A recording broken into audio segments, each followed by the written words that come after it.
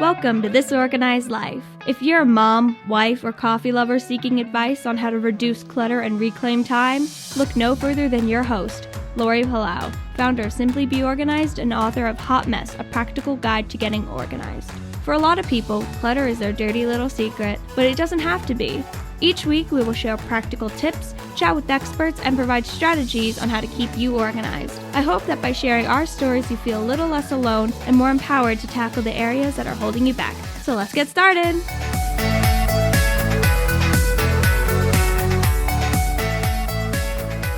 Hi, everybody, and welcome to today's episode of This Organized Life podcast. I am your host, Lori Palau, and thank you for joining me for our final episode of 2022.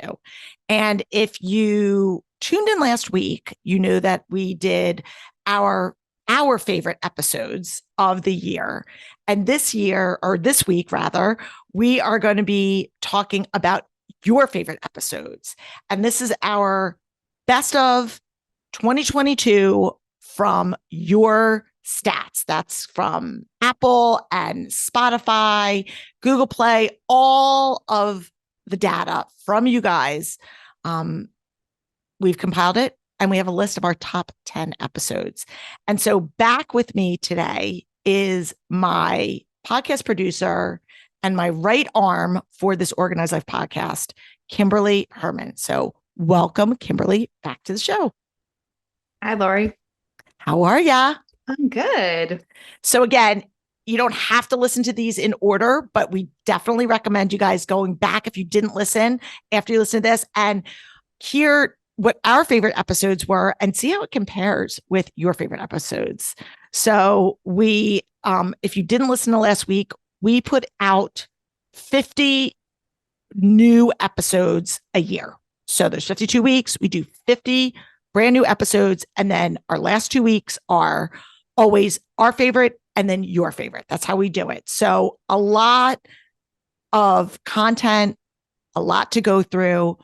And we do a lot of planning for every year. There's a lot that goes into each episode, from being really strategic about what we think you guys want to hear about, guests that you would like to learn from, and hopefully we hit the mark. So I want to thank everybody who subscribes to our show, first of all, because without you, we would be talking to nobody, and this probably would not be the best use of our time. But you guys come back week after week. You share our show with your friends. You leave reviews, which helps other people have that kind of social cred that, yes, this is a show worth listening to. And so we appreciate everybody that weighs in and engages with our show. It really does mean a lot for what we do. So on behalf of Kimberly and myself, thank you for that. If for some reason you're new to our show and you're not already subscribed, please click the little plus button. I think that's what it is nowadays. Wherever you are listening, we're on every streaming platform, and it really just helps to make sure that you're not missing any episodes. So that's what we appreciate. What else before we dive into the best of?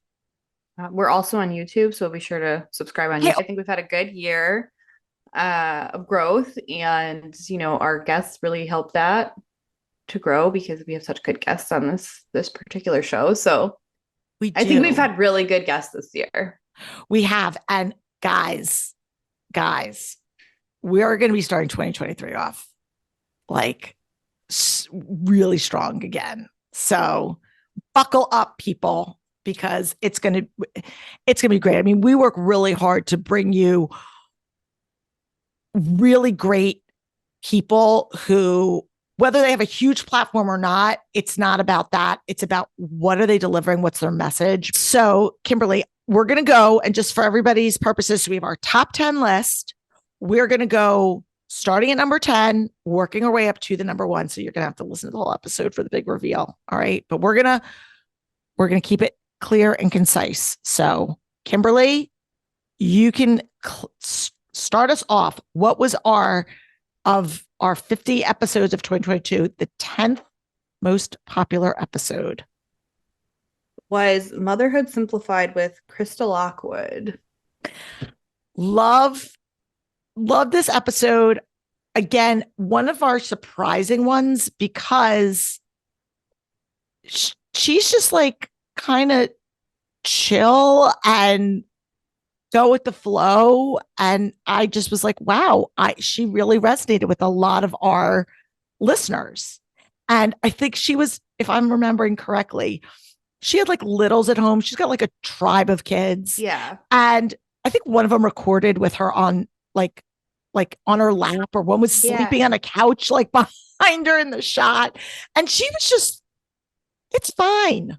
Yeah, she, for someone who I think she has like 3 or 4 kids, or maybe even 5, I'm not sure. Yeah. Yeah, she had a bunch, and it was just like motherhood didn't bother her. It didn't phase her at all. She was just sort of like, okay, these are my processes, these are my systems, and it's just like, I'm just, she just felt so refreshing to see like someone whose motherhood didn't bother her, and she didn't get overwhelmed with things. It didn't seem like. For me to be like her, I would have to be so heavily medicated. And I mean that not as an insult to her, but I'm just like, no. I was like, you're so chill. And she talked specifically about moving literally like opposite end of the country. Like, I think they were from Florida and they moved like to the Pacific, like wherever they moved. And she moved with the kids by herself because the husband had a job and couldn't move right away. And they like lived in an Airstream too at one point. They did. I remember that. And I mean, I've moved with my kids by myself because Rob was already here when we moved. But it's not fun. Let me tell you, I don't want to do that again. Rob was already here. The movers came, and it was just like chaotic. I don't know how anyone does it, but it didn't bother her. I don't understand that. I had like 10 bottles of wine that whole month we were moving because like, this is too much. Yeah. And she just really unpacked like, what are her kind of, what's important to her, what she does. And so like, I don't think I could ever be as chill as her. It's just not in my DNA, but I did get a lot of takeaways. I did get takeaways of like, oh, if my kids were small, I probably could have done this and they would be a little bit more well-adjusted. Not that my kids aren't well-adjusted, but I would not have done the damage that I've done with all my screaming and yelling. I think people's idea of minimalism would probably be like what we did when we left and had one suitcase of stuff. Like, that's extreme. And I don't recommend that. That to me is like extreme, rigid, like doesn't allow for flexibility, doesn't allow for you to actually have the things that you want that can actually have a purpose in your life. And even that purpose might just be to make you happy or give you some pleasure and have some fun. And so simplicity to me is just being able to find the balance of having enough stuff to meet your needs and your desires without it being overwhelming. But speaking of yelling and fighting, the 9th most popular episode, which I love this one, which was divorce and decluttering with the ex experts. I wanted to do an episode, just fun fact, people, on divorce and decluttering for at least 2 years. Like this was, I said, this is a topic. I mean, for as long as I can remember, really, I said, this is such a relevant topic. There are so many layers that we could actually turn this into a series because being a single, it's the divorce itself. Like, how do you navigate the separation of goods and stuff from the physical clutter? What do you hold on to? What is emotional for you in terms of keepsakes? Your wedding dress, your wedding album. Now you're getting divorced from this person. Do you hold on to it for the kids? Do you not? Schedules. How do you not? Like, there's so many layers. And and we said, this is such a sensitive topic. We really want to have like the right person to come and talk about this. And I think we nailed it with these guests. For sure. Yeah. And so we had the ladies of the ex experts, and they are TH and Jessica, and they are fun and smart, and they happen to be best friends. and their husbands were best friends, and they both went through divorces at the same time, and they unpacked the story of how they found out about it, and how each one of them, even though they were going through it at parallel times, had completely different experiences. Yes. And it was fascinating. And as somebody who is not divorced, doesn't come from a divorced home, some of the questions I didn't even know to ask, like that I wanted them to come in as the experts, no pun intended, and shed light on things so that I could be better for my friends or at my job if I'm working with somebody who is going through, like, what are some of the specific things to be thinking about?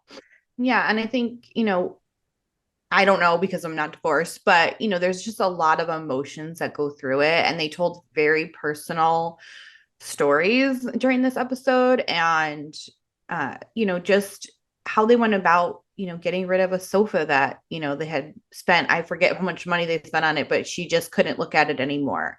And just going through, the things that maybe one of them kept their wedding album, one of them didn't. But I loved what I think it was TH said when she asked her kids if they wanted her wedding album. They said that was a part of your life, not a part of mine. Like, I wasn't there. I don't have memories of that. And I just thought, like, and again, there's no right or wrong. Somebody else, the kid might say, I want to see my parents' origin story. And that's totally fine. But I loved how she was like, I don't want this anymore because this is no longer a happy memory for me. Right. And she gave her kids, who were old enough at the time, also to make that judgment. I think there's a lot to be said for, like, how old are your kids, whatnot. But she went to her kids, and I loved the wisdom that her daughter, I think it was her daughter, that said, I don't want this because this doesn't mean anything to me. And I think that goes back to what we talk about with so many things, whether you're divorced or not, of things that we think might be important to our kids, that our kids are like, I don't want that. Like, that doesn't mean anything to me. It doesn't have the same level of meaning or sentiment that it does for me, that it does for you. So I love that. I will tell anybody out there, when you're getting divorced, that I know if you're the one who's choosing to get a new home, or even if you're choosing to stay in the home, really think about the financial investment versus, like, the emotional impact of how you're going to feel every day coming back into your home with this mishmash of assorted pieces that you have maybe never even really liked. And now you lived with them, with your spouse, for a significant period of time. And maybe some of those items were like your ex-in-laws. I finally, after my, several years down the line after my divorce, when I had bought a new apartment for myself, and I made the investment to have an interior designer, and I literally got rid of all of the things. I got rid of the old rugs that my parents had given us. I got rid of, the old piano that his parents had given me. I had gotten rid of the couch that he bought me after the divorce. And I was like, this is my opportunity to have a home that represents and reflects me. That every day that I walk into this apartment, I'm going to be like, this is who I am. I love where I live. And I just want to say, we all, when you're getting divorced, are like, feel like you're strapped financially, right? Because that's where the money is going. And it's very hard to justify, like, I'm going to buy new furniture right now. And so at that moment may not be the time, but all I'm saying is, like, if you don't, prioritize that in your life, you are going to stay in a rut psychologically, because you're still going to be living in that place that's going to be bringing you bad memories and bad juju. Okay. So why don't you talk about the next one, our number 8? Yes, so that would be the partner spotlight with Lisa Eckerly. Some of you who have been following the podcast for a while or follow us on social media know that Lori has a partner program for other professional organizers, the SBO partner program. And Lisa was a guest this year as one of our partners to just spotlight what she does in her business. And I feel like she came from, she turned her passion into a business. And I think her story can be really inspiring if you're looking for a new side gig or entrepreneur gig or something like that. Yeah. And she specifically, what I loved about, and Lisa, I'm pretty sure she walks through this in the episode. If not, spoiler alert, she's going to be a guest in 2023, talking about kitchen organization specifically during our room by room series. Lisa started this as a side business, as a side hustle. And so for anybody that's listening out there that is like, either they have a corporate job or a full-time job that they're maybe unhappy and thinking about wanting to do this, but they're not really sure, or they can't afford, literally like financially afford, to just say, I'm going to go from a salary to no income while I build this business. That's what Lisa did. I mean, Lisa started organizing like on Saturdays. And yes, she went through a season where she was probably working a lot.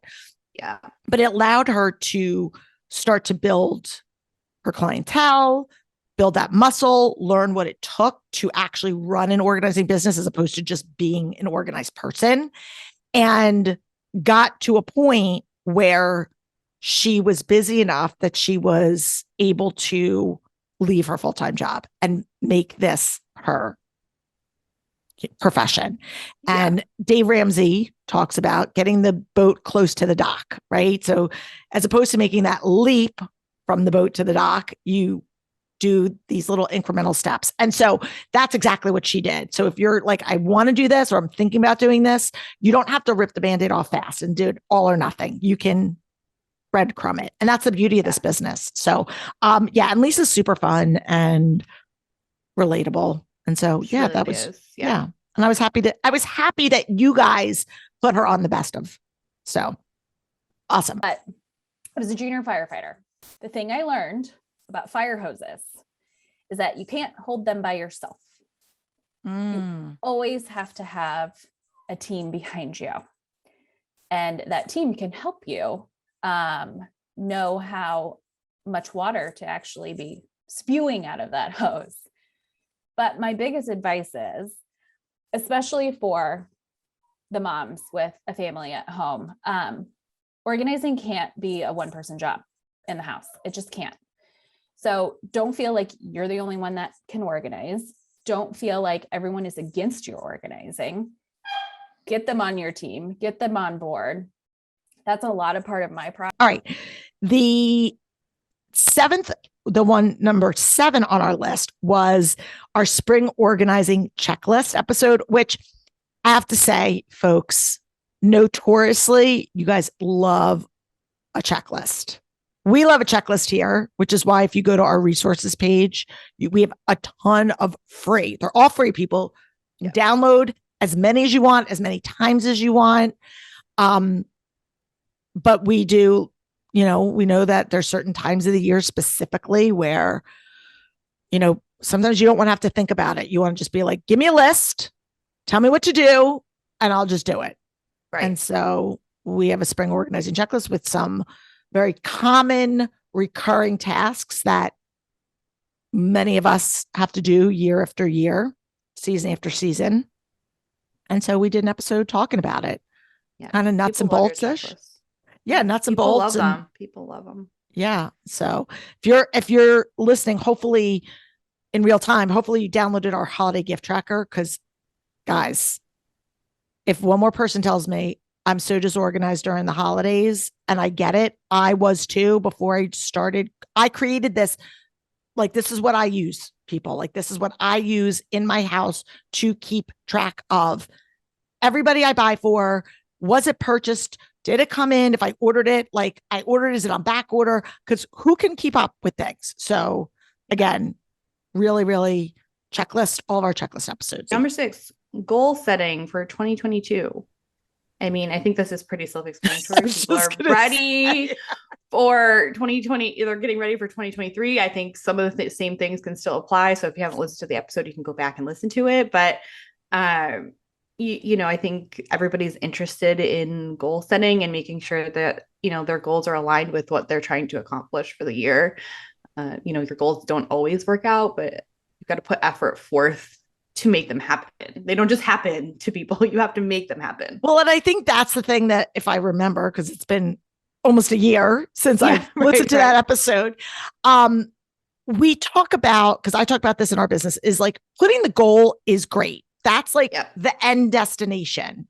But the important part comes in, or what are the steps you're going to take to achieve that goal? Because I think a lot of us are great at goal setting. Like, I want to write a book, start a business, lose 10 pounds, exercise more, whatever it, yell less at my kids, whatever it is, we can write down what our goals are.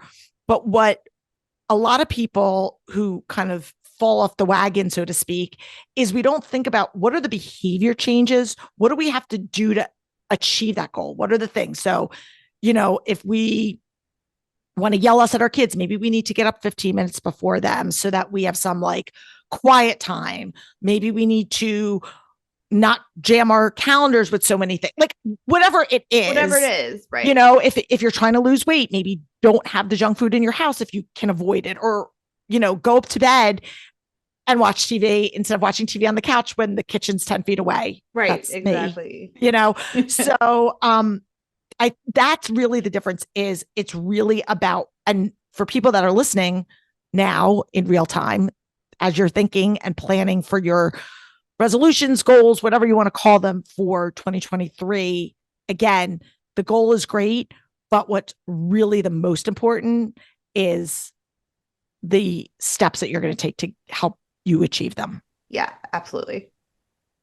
All right. Why don't you tell number 5? Or you can tell 5. Go ahead. I can tell 5. Yeah. Yeah, prep, cook, and freeze with Caroline Fossil. Okay, Caroline's adorable. So she has this great cookbook. And what really drew me, and this was like a little selfish in my part, is I love to cook and I love to like gift my food. Like, I'll make a big batch of soup, especially this time of year, and I'll give it out to people.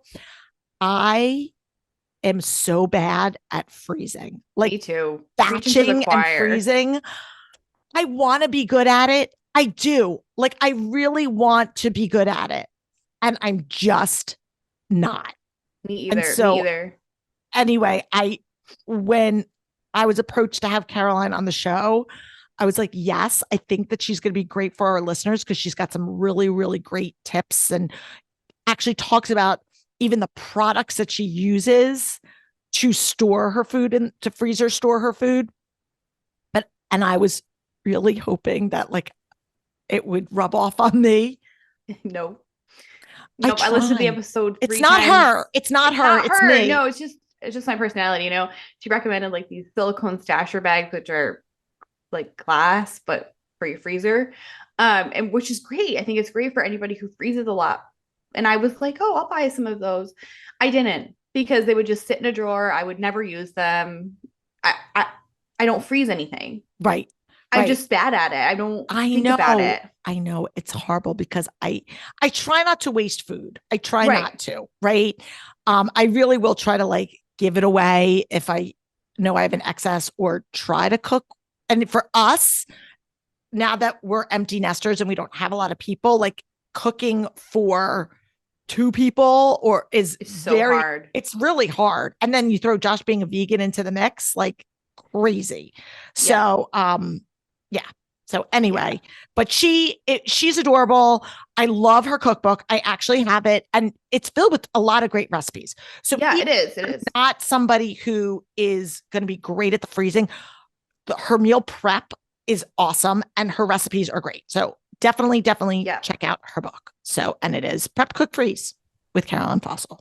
Now, if we're talking about, I want to batch make a ton of sauce. I love putting sauces in stasher bags. Do you have any stasher bags? No, what is that? What? Oh my gosh. Okay, I love stasher bags. Okay, so they're silicone Ziploc bags, basically. Okay. So you can either have like a sandwich size, you can have a half-gallon size. Okay. Yeah, okay. But here's what's amazing. I didn't know until I got stasher bags that silicone is basically like flimsy glass. It's like, it feels See, like rubber. I know but it's glass. and it's safe. I'm it's people are safe. probably, our listeners are probably like, what is she asking? It is, it's fine to use. Okay. So the funny thing is, because glass doesn't like leach into your food. Okay. Just like I was telling you, I want you to use the glass Pyrex Yeah. container and not plastic. Of course. Same with silicone. So silicone is glass, so it's so much healthier for you than a Ziploc bag or a plastic type container. So for sauces, because the enemy of anything that you freeze, and I know you know this, is just air, right? So with a silicone bag, you get all the air out and then you zip it tight. You just seal it like this. You seal it tight. So that's for great sure. for sauces. Okay. Additionally, because it's glass, and this is my like secret pro tip, you can actually marinate things in your stasher bag and open up a tiny bit, put it on like either in a casserole dish or a sheet pan just for leaking, and bake it. Because it's glass. Wait, It's in the just back. No in the back. way. Is it blowing your mind? Here we go. Is this our first overlap? Number 4? I think it is. Yeah. All right. Well, it was on your favorite list, and mine too, but you were the one that picked it, which was creating a legacy list with Matt Paxton. And if you listen to last week, which we won't go through the whole big thing again, just go back and listen to last week, but Matt's great. He has been on the show Hoarders. He talks all about holding on to the things that really are how you want to be remembered and just prioritizing the things that are most important to you. And so he's just great, super conversational, and we just loved having him on the show. Yeah. Yeah. I loved this episode. And clearly you guys did too. Yeah. He's another one. I wonder how he did on YouTube. Yeah, I'd have to go back and look. I think his episode did really well on YouTube because I think a lot of his followers are able to search him on YouTube, and a lot of his stuff is already on YouTube. So I think having that in the YouTube thing was good. Yeah. But I do remember his episode doing really well on YouTube. I said it very early in my career, and I have to tell you, it stuck. Like, it's still true to this day. Like, I believe everyone starts off good, and then a few left or right turns, their life's different. And so I take that empathy with me everywhere I go. Like, I am very aware that someone could be cleaning my house in 20 years if a couple bad things happen. I got out of one of those. I mean, I owed a bookie 40 grand. Like, that was one of my turns, Sure. And some people took care of me. And so I guess that's all right. So number 3, you want to kick it off? Yeah. Top 3 here. Yeah. Top 3 people. We are in the top 3. So the bronze goes to Closet Edit with Sarah Sailors, who is also an SBO partner. Yes. We love her. She's so cute. She's in Athens, Georgia. And her focus is really in closets. So again, some of our partners, a lot of, organizing is a spectrum. The organizing business industry is a spectrum. You've got some people that specialize in certain areas, and we're actually going to be doing this whole room by room series in 2023. So we're going to be bringing people who have kind of like niches. Not that that's always exclusively what they do, but we're going to be really talking about specific areas. But Sarah is adorable and super stylish, and really mixes being a stylist, like a clothing stylist, with helping with closet organization. Yeah. So I love her approach because it's kind of a different lens, because she's really looking at the person first and the space second. Yeah, absolutely. Yeah, I like this episode. I'm glad you guys liked it too, because she has a unique perspective on, just editing the closet for who you are, not necessarily who you want to be. Right. So I think that's interesting. Yeah.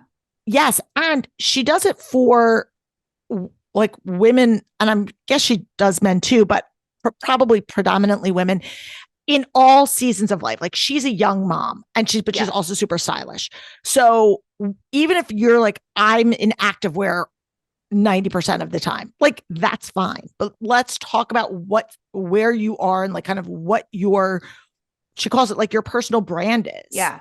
And kind of like when we talk about, you know, systems that we have by, you know, whether we intentionally create them or not, we usually, if you look in your closet, you'll probably see some common themes and patterns of like, oh, I like hoodies. I like cardigans. Everything I wear is black. Whether it's I've put on weight or I used to have this life, like you've got stuff in your closet that represents a different time in your life. And maybe you're longing for what was or what wasn't or whatever.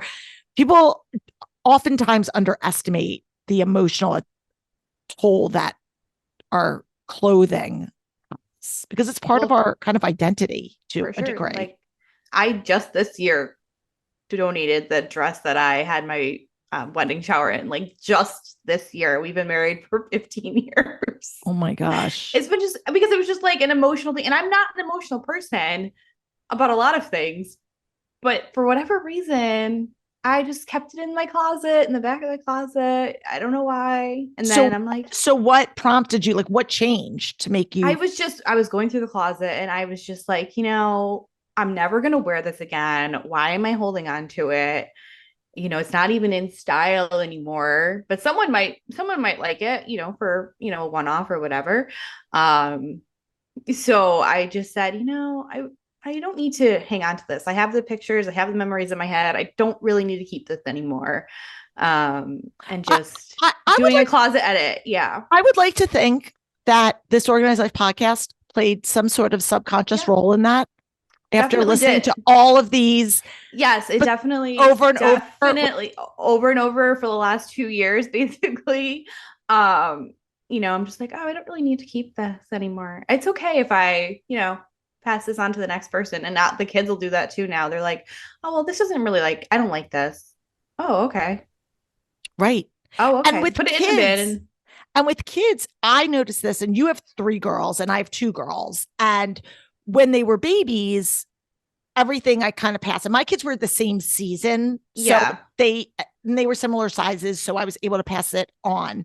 But once they started developing their own personalities, I was way more selective of what I held on to, because Zoe was a total jock athlete. I don't know if you're allowed to say tomboy anymore, but she was a tomboy, you know, so all of her stuff was very athletic. And Logan, when she was a little kid, was a girly girl, like only wanted to wear dresses, like everything wanted to be. And I would fight her to some degree, but like me putting her in Zoe's clothes just wasn't her style. And she's also an Enneagram 4. So she is like, her style is very important to her because it's a representation.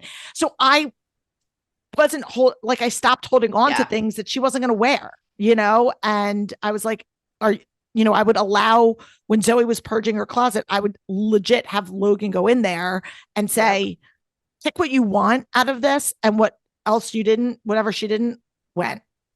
It's so funny because my middle is, you know, she's a tomboy. I will say tomboy because that's what she is. And if we're offending somebody, I'm sorry. I don't mean to. I don't know what the term is, but that's the term I'm using. I don't know what the term is either. But my oldest is more into fashion, and so is my youngest. So, and my middle and my youngest are in the same size.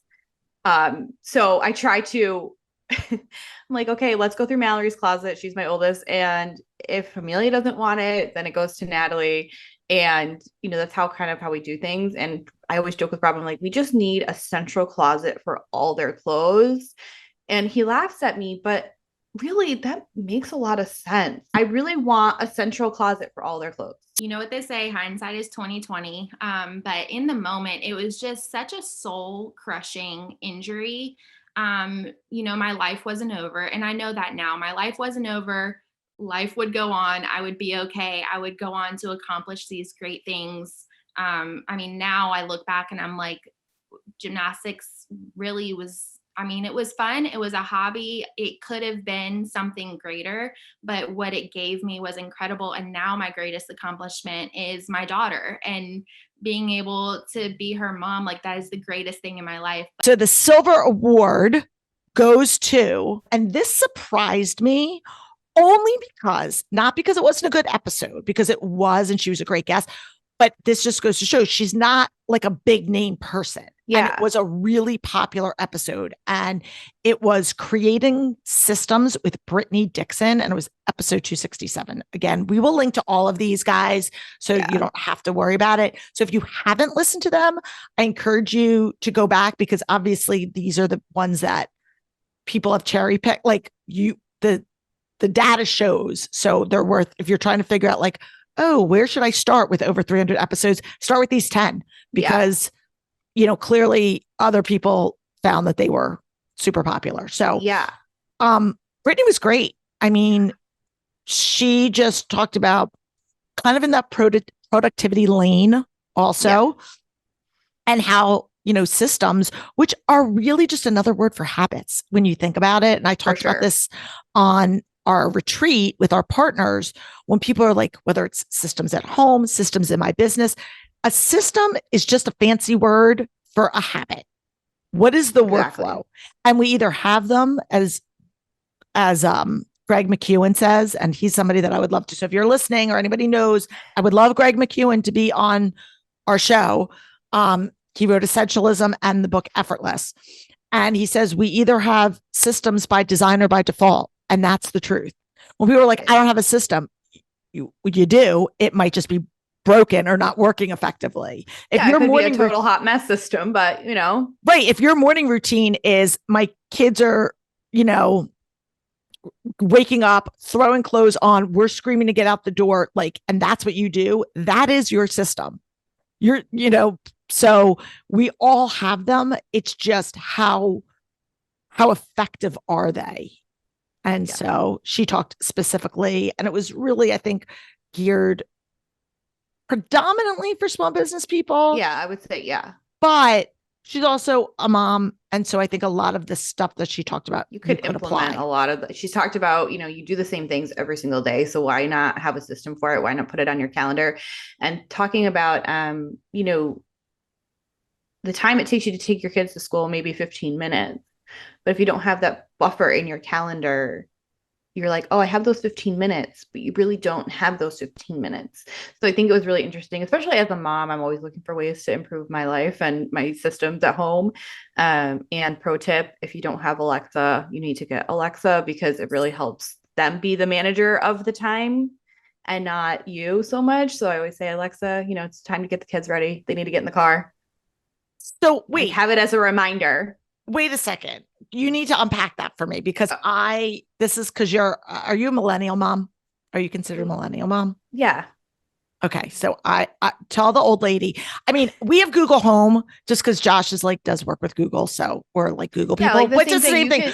But what do you set like a reminder on Alexa to like, okay, it's 5 minutes before the bus. So do you have it for it to get in the car? And is it like a recurring thing? Oh, you set it a recurring reminder? Yeah. So Alexa is the bad guy, not me. I don't have to be the nagger. Oh my gosh.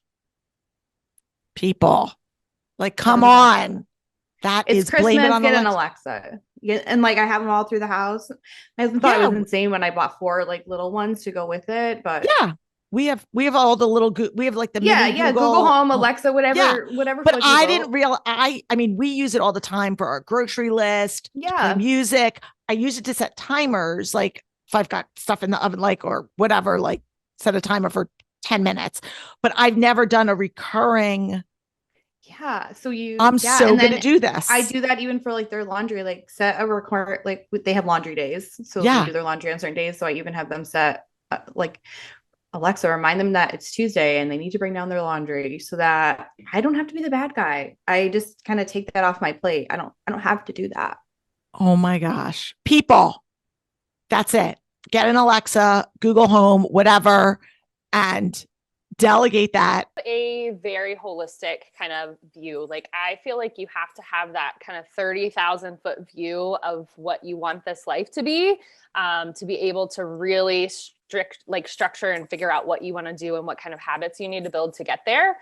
So I always start with people. You have to know your goals from a lifestyle perspective and from a business perspective. If you're a business owner, I see a lot of business owners skipping the lifestyle piece and going straight to like revenue goals and business goals and all of these things. And we really have to structure those lifestyle goals too, because if we don't build in time for working out and hanging out with family and spending time with loved ones and going on vacation, if we don't build that time in to our calendars, we're just going to let life happen to us and we're going to let our calendars fill up. We're not going to be intentional with our time. So really determining those goals first from a high level is really, really important.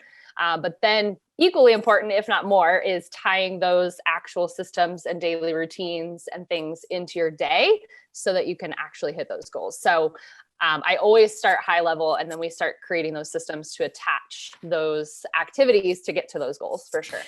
I love that you're saying that. And all I kept thinking about when you were talking about, looking at the things that are really important to you, it's when you're figuring out, like when people say, pay yourself first, save first, do that first, because if you wait until everything's done, all right, Kimberly, I'm going to allow you the honors of doing the big reveal.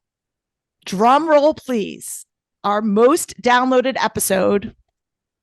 Health and Habits with Mel Robbins. Yeah. And the episode, it was episode 265, Health and Habits with Mel Robbins. We talked about her last week. For anybody that listened to last week's show, she was one of your favorite episodes, or one of your favorite guests. For sure. Yeah. I think a lot of people like this episode. Clearly they did, because it's the top downloaded episode for 2022. I really liked her episode. I really liked the way that she said, you can change your life. You just have to put in the effort to do so. If you don't like something about it, change it. And she had unique ideas about how to go about changing your life. You could be at rock bottom, and she mentioned being at rock bottom in that episode, and how she crawled herself out slowly and surely. And I think that's really inspiring for a lot of people who might feel like they're at their rock bottom as well. Couldn't have said it better myself. I'm curious, and you might not know this off the top of your head, so it's okay if you don't, but since you're the woman behind the scenes doing all of the editing and production, how well did her show do on, was there a ton of YouTube and downloads, or was it? Yeah. YouTube was definitely higher. Yeah. Because she does a lot of videos. So I'm just, I'm imagining people found her that way too. So thank you, Mel, for bringing your audience to us. And she was awesome about sharing our show, and I think had a great time with us. And so it was a great way to start the new year. And we thought so. And clearly you guys thought so, because it was absolutely our most popular downloaded episode. So if you want to change your life, you are going to have to fight like hand-to-hand combat all day long against the current patterns that you have that are making you miserable. And what are those patterns? Those patterns are criticizing yourself. Those patterns are focusing relentlessly on the things you're doing wrong, or the one thing you didn't get to on your to-do list. Those patterns are picking yourself apart. Those patterns are focusing on the things that are in your way and complaining about the excuses. Those patterns are obsessing about the mistakes that you've made in the past. And what do you need to do to break these patterns? Well, by God, number one, you've got to stop labeling yourself, and you've got to start identifying, labeling the behavior that's making you feel broken. Number two, you need to start focusing on all of the amazing things you do right. You got up, you get a high five. You made your bed, you get a high five. You brush your teeth, you get a high five. You slapped some yogurt on that counter and those kids slapped it. You get a high five, man. You let the dog out today. You get a high five. You responded to one text and what? You get a high five. You need to start to focus on everything that you're doing right. Another thing you need to do, you need to stop obsessing about the past and look ahead and figure out what you want the future to look like. Because your future will not be different unless you make it different. And finally, you have got to start celebrating, supporting, and encouraging the woman you see staring back at you every morning in the mirror. Changing your life is one of the most important and challenging and difficult and profound things that you could ever do. And nobody's going to do it for you. You got to make a decision that you deserve to be happy. You can change these patterns of behavior and thinking that make you feel broken. And it begins with how you treat the woman in the mirror. And there we have it, people. Mic drop right there. Okay. All right, guys. So there you have it. Your top 10 favorites of 2022. And I love looking at this because, again, it gives us an accurate snapshot of the types of episodes that you like to listen to, the guests you like to listen to. And what I love the most about this, and I don't know about you, Kimberly, is that we have a mix of our kind of big headliners, which don't surprise me because they're big headliners, but we've also got some really great people that are not common household names, and you loved what they're doing, and they obviously had an impact. And so we appreciate you listening to them and sharing these episodes with your friends. And it's not too late. I mean, obviously we've got a huge library of over 300 episodes. So if you're new to our show or you want to go back, and every year, just fun fact, we do a best of. So if you go through the archives and you even just look of the December episodes of every year, you can immediately just pick what the top episodes were. So as a little kind of cliff notes, if you want to get a little view and maybe don't want to necessarily go all the way back to the beginning, but of course you can do that too. So yeah, absolutely. Any parting words for 2022? I mean, this is it. This is our last episode of the year. I think I'm going to say, I think 2022 has been a great year, but I think 2023 is going to be an even better year. I hope so. I mean, I know we have some good guests lined up already for 2023 right off the gate. And, I think it's going to be interesting to see kind of where the year takes us. This year was, a lot of the episodes were about productivity and systems and efficiency and how to make it all work with your life. And so it's interesting to see how 2023 is going to go. Yeah. And I'm just grateful. Again, I know we had like our Thanksgiving episode, but it's always like, I think, good to reflect. I know personally for a lot of people in my life, 2022 was a rough year. People dealt with a lot. And I think that probably goes true for every year. It just seemed like a lot. And actually a lot recently, like towards the end of the year. So it seems fresh. Knock on wood, like we've been very blessed, both personally and professionally. And I am so grateful for that. This podcast is a blessing. You are a blessing. I would not, and I mean this with all sincerity, like if I would not be able to produce the show or get the show out to you without Kimberly. So, snaps to all that you do. And for all of you out there for tuning in each and every week, whether you're listening to us, reading the blog, watching us on YouTube,